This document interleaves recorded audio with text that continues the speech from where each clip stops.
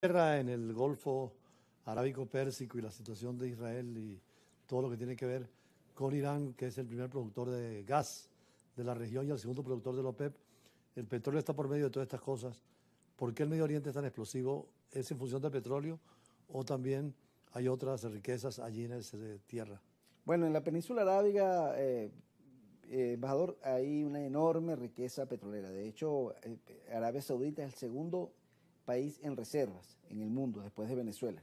Y los otros países que están allí, Irán, Irak, Kuwait, los Emiratos Árabes Unidos, todos ellos conforman una zona de enorme potencial petrolero. Es la mayor reserva petrolera en su conjunto del mundo. Ahí entra el transporte marítimo, precisamente Hormuz. Sí. Era la interrogante si Irán lo ocupaba o no y el drama que significaba para la economía mundial. Bueno, en el estrecho de Hormuz pasan todos los días 20 millones de barriles diarios. En el mundo se producen 104 millones de barriles actualmente y 20 pasan por ahí, el 20% de la producción. Pero cuando hablamos de lo que es la exportación, estamos hablando de más del 40% de lo que se exporta en petróleo diariamente en el mundo.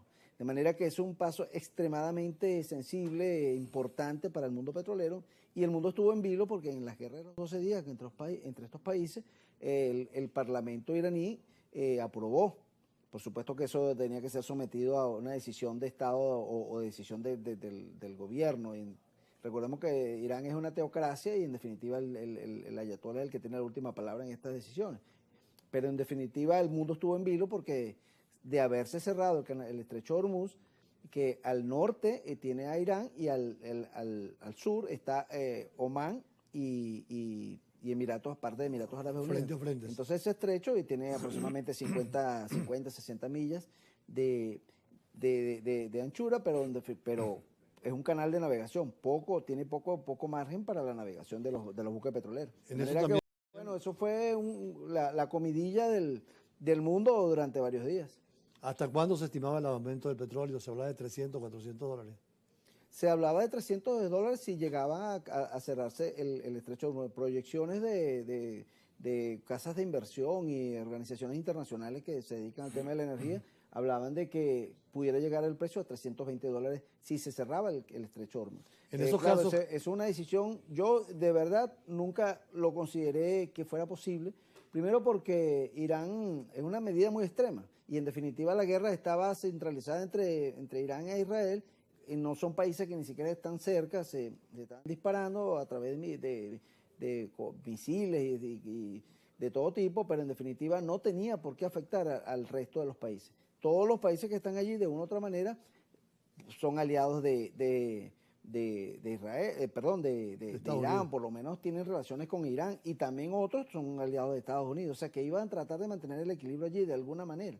Por otro lado, ¿para dónde va ese petróleo? La mayoría de ese petróleo va para China. Claro. Para China, para los países del sudeste asiático, China, Corea del Sur, Japón. De manera que tomarse una medida extremadamente fuera de lugar, no la veía en un contexto. Claro, era una medida como de amenazar, una amenaza, ¿no? Porque siempre la amenaza está latente allí. Sin embargo, no afectó. Fíjese la resiliencia y la estabilidad del petróleo, que no lo afectó. El petróleo llegó a estar en cerca de 80 dólares. Tuvo un impacto importante, pero los precios no se dispararon como pudieran haberse disparado en otras condiciones. Es que los analistas políticos petroleros sabían que no podía haber una guerra total porque Irán no le conviene ni a Irán ni a Israel tampoco.